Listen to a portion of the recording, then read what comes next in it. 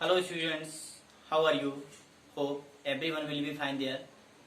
Today I will continue the chapter 3 Civics. That name is State Government, the Executive Legislatures. Here is the Executive. In this chapter we are going to discuss about the state governments. What is the rule of the state government and which kind of the rule they have and how they ruled in overall states and who is the responsible person for that.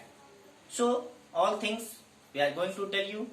First of all, the government has three bodies: legislature, executive and judiciary. But in this chapter I will tell you the executive. Executive means a rule that is given and followed by the peoples. This is known as executive. कहने का मतलब कि executive का मतलब होता है कि जो लेजिस्लेचर नियम को बनाया होता है उसको वह फॉलो करवाता है। कौन? एग्जीक्यूटिव। अब इसमें कौन से अधिकारी होते हैं, कौन से हेड होते हैं, चलिए हम देखते हैं। First of all I want to tell you the governor. State governor के बारे में बता रहा हूं। देखिए गवर्नर और भी होते हैं, जैसे हमारे RBI reserve bank of India के भी गवर्नर्स होते हैं, बट यहाँ पे मैं आपको गवर्नर के बारे में बता रहा हूँ जो आपकी स्टेट का गवर्नर होता है, जिसको हिंदी में बोलते हैं राज्यपाल बोलते हैं। क्या बोलते हैं? राज्यपाल। यहाँ पे देखते हैं the governor is the head of the state executive. He is the only official head. कहने का मतलब कि जो गवर्नर होता है वह आपके स्टेट का हेड होता है, ऑफिशियली हेड होता है, but he acts the advice of chief ministers.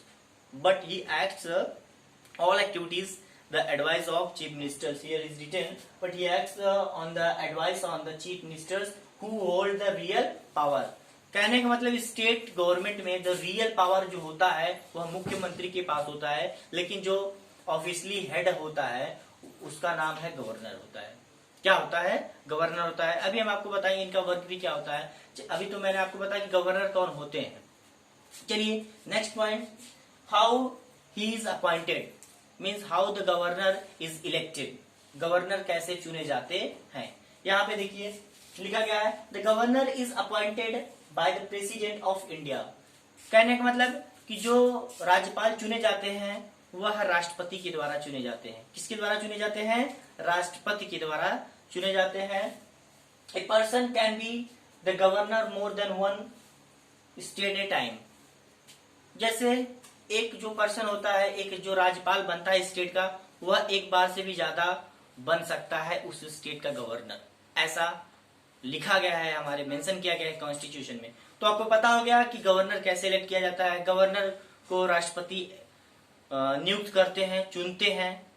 उसके बाद फिर चलते हैं नेक्स्ट पॉइंट पे कि इनका टर्म्स क्या होता है।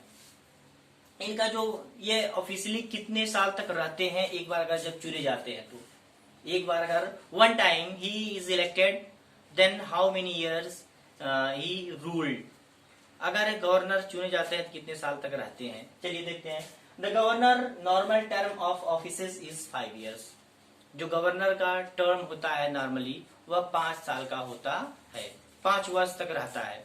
उसके बाद he can resign from his post earlier by writing a resignation letter to the president. Suppose that in any cases he want to resign his post, then he has to write a letter that is he will give to the president, and the president will accept his resignation letter, and the president may also have authority to resign to remove the governors on his post. कहने का मतलब कि अगर governor त्याग पत्र देना चाहता है, क्या देना चाहता है? त्याग पत्र। तो उसको एक लेटर, अपने पोस्ट रिजाइन देना चाहता है तो उसको एक लेटर लिखना होता है, और वह लेटर किसको देना पड़ता है? राष्ट्रपति को देना पड़ता है। राष्ट्रपति उस लेटर को स्वीकार करता है, और राष्ट्रपति के पास वैसे भी पावर होता है कि राष्ट्रपति उसको डायरेक्टली क्या कर सकता है, इसको उसकी पोस्ट से हटा सकता है। तो यह था उनका टर्म था, अवधि। उसके बाद फिर चलते हैं पावर्स कि प्रेसिडेंट का कि गवर्नर का पावर क्या होता है। A bill passed by the state legislature becomes a law only when the governor signs it. कहने का मतलब a bill that is passed to state government and becomes a law whenever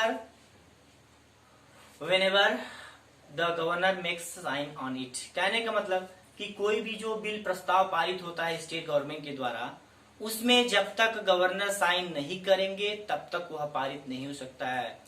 तब तक वह बिल प्रस्ताव जो होता है वह पारित नहीं हो सकता है जब तक गवर्नर साइन नहीं करेंगे।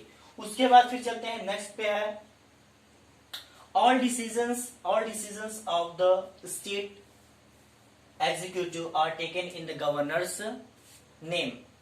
जो भी डिसीजंस होते हैं वो गवर्नर के नाम पे लिए जाते हैं।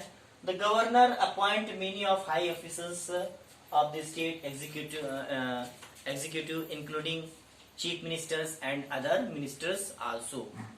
गवर्नर अपॉइंट भी कर सकता है, उसके पास अथॉरिटी होती है कि मिनिस्टर्स, चीफ मिनिस्टर्स को और उनके अदर मिनिस्टर को।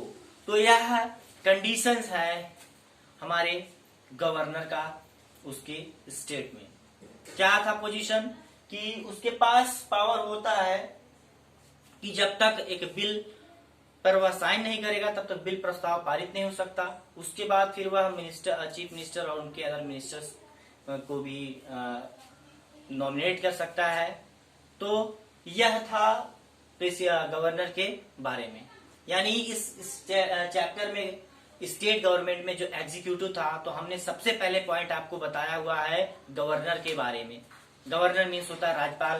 तो मैंने बताया कि इनका जो इलेक्टेड कैसे ये चुने जाते हैं, फिर इनका टर्म क्या होता है, कितने साल तक रहते हैं, फिर पावर क्या होता है इनका, फिर पोजीशन क्या होता है। These points I have told you. So today मैंने आपको सिर्फ पार्ट 2 बताया। आज का वीडियो था जो पार्ट 2 था चैप्टर 3 सिविक्स का। Thank you for listening me today. Next points will tell in the next video. Thank you.